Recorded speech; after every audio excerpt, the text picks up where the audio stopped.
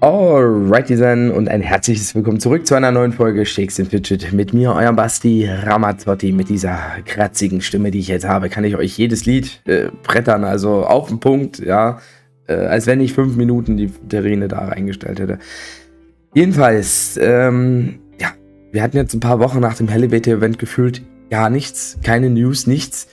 Ich habe auch keine Nachricht von Player Games bekommen, weshalb ich sogar gar nicht mitbekommen habe, dass es so dieses erste Update im Forum announced wurde, weil es gar keine Special News war, wo sich Player jetzt irgendwie meldet. Nein, das war ziemlich witzig. Da hätte ich auch ein Video draus machen können. Haben wir auf Englisch gemacht. Ja, jetzt kommt ja so viel Content wieder rein. Das ist ja unfassbar, aber auch geil. Ja, kurz jetzt nochmal zu den Update-Änderungen. Also im Changelog waren ein paar Sachen sehr interessant, finde ich, nach wie vor. Ich bin mir noch nicht ganz im Klaren, wie dieses Secret Storage funktioniert. Achso, wir haben ihn ja hier. Also 30%. Ja. Also 30% von dem, was maximal drin ist. Jetzt nicht von dem, was wir hier oben haben können. Da ist er immer voller als voll. Ich glaube, die 30% beziehen sich jetzt im Prinzip eher auf diesen Wert, den das Rathaus halt vorgibt. Und da ist jetzt 90 Millionen, 30 Millionen, wir machen es gleich mal auf S41 halt nicht ganz so viel. Ich fände es dann besser, wenn die das natürlich anpassen an den Wert, den man einfach oben hat. Aber was ich gut finde, und das ist erstmal das Wichtigste aus meiner Sicht, dass sie daran arbeiten, das Inventar unabhängiger von den ganzen Ressourcen zu machen. Also wir wissen es ja selber, im Festungsevent jetzt, da ist dann so schnell hier alles voll mit Stein, wenn man, so wie ich, halt alles durchändert an Quests, größtenteils. Da finde ich das schon schön, wenn das Inventar davon gar nicht belastet wird. Das ist für mich eher der Vorteil an dieser Update-Geschichte, als dass wir jetzt diesen Secret Storage haben. Ja, zumal dass man jetzt nicht hier seiner Ressourcen bestohlen wird. Das ist ja mit der Festung so ein bisschen schwierig, weil man ja eigentlich die Festung so spielt, dass man schon angegriffen wird, aber man greift halt mehr an, als dass man angegriffen wird, weil halt keiner eine Verteidigung ausbaut. Dadurch ist dieser Vorteil halt auch ein bisschen weg. Gut, im Late Game ist es vielleicht ein bisschen anders, aber schauen wir mal, wie sich das entwickelt, aber die Grundidee finde ich halt sehr, sehr nice. Und jetzt ist der legendäre Dungeon am Start, oder noch nicht, aber kommt, Freitag 16 Uhr geht's los. Und Freitag 16 Uhr solltet ihr auch natürlich vorher noch am besten auf meinem Kanal geguckt haben, denn 16 Uhr kommt da ein Video.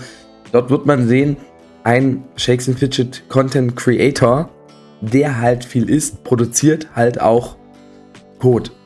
Ja, ist ja normal, die Verdauung, ne? Ihr kennt es alle. Ich weiß nicht, aber vielleicht wird dieses Thema dann auch beleuchtet, ja. Freitag 16 Uhr. Und ja, fantastische Tierwesen, beziehungsweise legendären Items und wo sie zu finden sind. Wird geil, 3 neue Items kommen.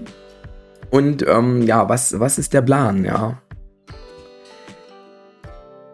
Ich würde eigentlich auch so gerne ins Kino gehen zu einem dritten Teil, aber das ist halt nicht mehr so einfach. Jetzt nicht wegen Corona, da kann man ja wieder. Aber man hat ja noch so ein Kind zu Hause und wenn jetzt die Großeltern nicht gerade im gleichen Haus wohnen, kann man jetzt auch nicht jedes Wochenende raus. Wir waren jetzt einmal, also letztes Wochenende wirklich das erste Mal abends mal lange Zeit alleine, also meine Freundin und ich. Mal gucken, also ich habe schon Bock, den Film irgendwo im Kino zu sehen, aber ich habe halt früher mir so Odome 3 reingezogen, habe gesagt, komm, so ein Kind können wir machen. Ne? Was? Die Verantwortung trage ich natürlich gern und es wird ja auch besser. Ne? Es ist ja nicht wie ein Hund, also ich habe nichts gegen Leute, die einen Hund haben, man kann das ist super treuer Begleiter, treuer als die meisten Menschen, kann auch sehr viel Gutes tun, gesundheitlich, physisch, alles, auch über eine lange Zeit. Ich verstehe das vollkommen, wenn man da, ich habe geheult, als mein Hamster gestorben ist, also ne, was willst du sagen, so ein Hamster hast du 2-3 Jahre, ein Hund 15 Jahre, aber das Schöne an einem Kind ist, anders als bei einem Hund in der Regel, man muss halt bei einem Kind natürlich in den ersten Jahren wirklich sehr, sehr einstecken und zurückstecken und sich danach richten. Aber je älter das wird, desto eigenständiger wird es ja auch. Ja? Und ich sag mal, ich kenne nicht viele Hunde, die halt dann alleine Gassi gehen, 4 Uhr nachts. ne, also ihr versteht, worauf ich hinaus will. Das heißt, in ein paar Jahren kann man das auch wieder ein bisschen noch entspannter sehen, wenn man mal abends raus will. Ja, gut, kommen wir jetzt mal zu dem ganzen Gameplay-Technischen. Also das Secret Storage, gucken wir uns gleich nochmal an. Was ist der Plan für die legendären Dungeons? Klar, man muss den legendären Dungeon spielen. In meinem englischen Update-Video habe ich schon gesagt, dass aber dadurch, dass das Event 11 Tage geht, ich das aus Free-to-Play-Sicht ganz geil finde, oder für die Free-to-Play-Spieler, weil ich vermute, dass sie dadurch eine gute Chance haben, auf jeden Fall 3 Runs zu schaffen. Ich habe vor, ich glaube, einem halben Jahr oder so legendären Dungeon auf Free-to-Play-Basis gespielt und hatte damals 2 Versuche geschafft. Der dritte, es war jetzt eher so, dass ich nicht viel nach dem zweiten Versuch machen konnte. Das lag ja aber auch daran, weil ich ja auch nicht optimal zeitlich das gespielt habe. Also ich hatte das Gefühl, dass man 3 Versuche schaffen kann bei 10 Tagen, aber es ist ja auch ein bisschen glückabhängig und abhängig davon, ob man jetzt zum Beispiel mehr nach Ressourcen geht, welche Steine man nimmt. Das ist ja alles so ein bisschen abhängig, aber mit einem Tag länger denke ich, dass die Free-to-Play-Spieler dadurch auf jeden Fall eine gute Chance haben, 3 Runs zu schaffen. Wenn sie Glück haben, kriegen sie die 3 neuen Items. Ja, mein Ziel wird sein, auf S41, wo wir gleich auch hinwechseln werden, einfach mal eine Waffe zu finden, ja, eine legendäre Waffe oder am besten 2, wir sind ja Assassine. Aber vorher gibt es noch hier eine kleine News von mir, weil wir vorhin das Thema Code hatten. Es gibt einen Discord Anniversary 3 Code, wo ich jetzt nicht weiß, wie lange der läuft, ob der an welche Bedingungen geknüpft ist, anlässlich des Geburtstags für die, oder des Shakes and Fidget Discords. Ja, ist auch schon wieder 3 Jahre her, ist krass. Ist sogar jetzt schon wieder 3 Jahre und einen Monat, wie ich es richtig gelesen habe. Ja, und da gibt es 50 Coins, 50 Sanduhren, 25 Pilze und ein freies Epic. Ich meine, das ist geil. Gut, Epics kriegt man echt zuhauf mittlerweile, aber man nutzt die ja auch immer wieder. Trotzdem ist es eine geile Aktion, spiegelt auch ein bisschen wider, dass die Arbeit, die Leute im Shakes and Fidget Discord speziell auch machen, halt auch irgendwo gewertschätzt wird. Auch wenn da natürlich ich mir vorstellen kann, dass Blaya selber auf der einen Seite froh ist, dass es die Leute gibt, auf der anderen Seite manchmal so zwischendurch vielleicht auch mal gedacht hat, boah, ne, immer wenn die mit irgendwelchen Bugs kommen und sowas, kann ich mir schon vorstellen, ist ein bisschen anstrengend. Aber so muss das ja auch sein. Ne? Wir profitieren ja alle davon. Deshalb gehen wir jetzt mal hier diesen Code live ein. Und habe das jetzt vorhin einfach nur auf dem Discord kopiert. Ach, das sah ja lustig aus gerade. Sah das schon immer so aus? Oder ist das jetzt durch ein Update? Give me the Bonus. Ja, sehr gut. Jetzt habe ich den Code weggeblättert.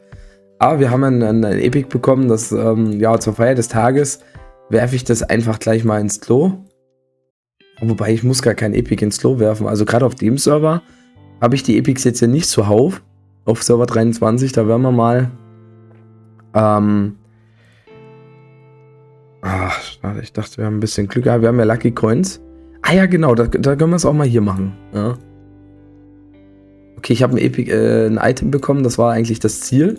Jetzt kann ich nämlich das hier reinballern und habe eine Aura auf 45.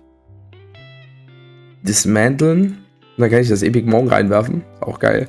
Oh, sogar einen Slot bekommen. Oh, das muss ich mir mal angucken, ob ich mir das behalte. Ist schön. Wir gehen trotzdem mal auf den Main-Server. Da möchte ich auf jeden Fall, also ich weiß halt, ne, man weiß immer nicht, wie es ist. Es kann immer sein, dass ich abends gar nicht am Rechner bin. Deshalb glaube ich, werde ich versuchen, gleich an den ersten Tagen so viele Runs wie möglich auf meinem Main-Chart zu machen. Weil wenn man so sagt, ach, das Event geht 11 Tage, ich kann auch mal 2 Tage ausruhen, ne, wie es dann so ist, dann schafft man es in der nächsten Woche dann halt auch nicht. Und also ich hoffe, dass ich auf jeden Fall in dem ersten Wochenende auf jeden Fall 10 bis 15 Runs gemacht habe. Dann wäre das schon mehr, als ich sonst gemacht habe bisher. Es kostet ja natürlich auch ein paar Pilze. Ja, und dann gucken wir mal, was das ganze Thema dann sagt. Also ich brauche sowieso neue Waffen. Ich meine, ich habe hier noch eine, die ich überlegt habe einzusetzen, aber ich wollte jetzt doch auf das Event warten. Auf den legendären Dungeon. Nun ist er ja schon am Schlüsselpissel. Von daher ist das, denke ich mal, auch machbar. Ja, wir werden mal noch ein bisschen skillen und dann werden wir nochmal den Code hier eingeben. Den Anniversary Code und dann schauen wir mal, was das Secret Storage so sagt. Von Fand ich aber ganz gut, dass sie das Update, also anscheinend ja auf alle Server dann schon gebracht haben, weil ich auch erst dachte, dass es vielleicht erst Freitag passiert. Aber so ist dann mehr Spielraum für den legendären Dungeon. Das ist eigentlich auch nicht schlecht. Was hat Acclimator zum... Müsst ihr den manuell abholen. Im Unterrichtsbereich findet ihr einen Button. Abholen, Claim. Aha. Ja. Das ist auch nochmal ganz gut, dass ich das lese. Das hätte ich wahrscheinlich sonst auch wieder vergessen. Was ich aber soweit ganz gut finde, dass es so rumgelöst wird.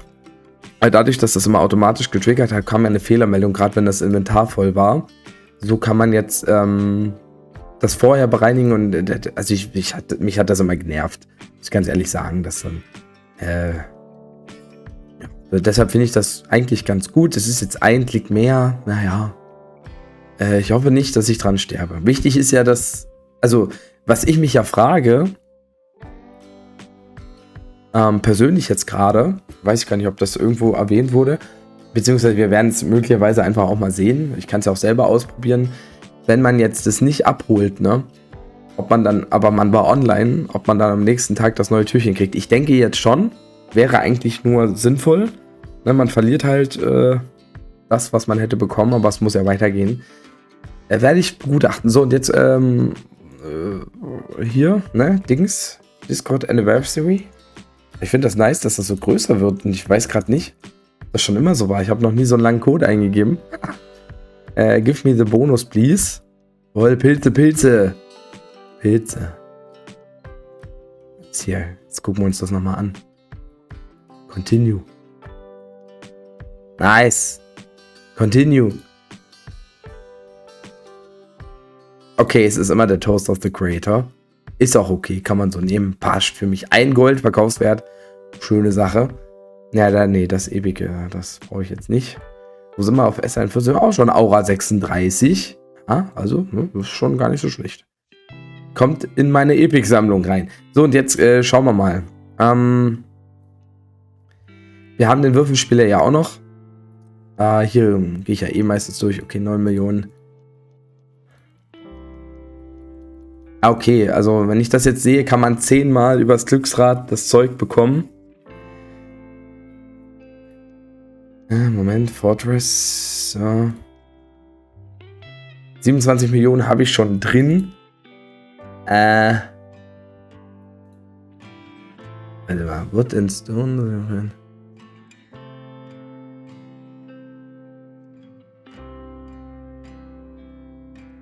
Maximum reached. Was heißt denn das? Ja, ich muss jetzt zu meiner Schande gestehen, dass ich mich jetzt auch nicht so krass informiert habe, aber vielleicht macht es auch in diesem Spielbereich, wo ich hier bin, auf dem Server auch schon wieder weniger Sinn, dass man möglicherweise auf neueren Servern da ein bisschen genau drauf achten müsste. Aber ich denke, das Feedback der Community wird ja über das Discord bestens auch übermittelt. Und das funktioniert ja auch wirklich ganz gut, ne? Wenn man auch den Changelog anguckt, da sind ein paar Sachen dabei, die ich auch nicht schlecht fand, dass da ein paar Bugfixes entstehen, auch wenn noch nicht alles das drin ist, was man sich wünscht, aber es geht immerhin schon seit einer gewissen Zeit meines Erachtens nach in die richtige Richtung und das ist die Hauptsache. Deshalb schreibt mal gerne in die Kommentare, was euch jetzt erwartet zum legendären Dungeon, auf welchem Server ihr wie spielen wollt möglicherweise. Würde mich interessieren. Dann würde ich sagen, erstmal haut rein, macht Tschüss, Servus und wenn es euch gefallen hat, lasst gerne einen Daumen nach oben da. Würde ich mich freuen.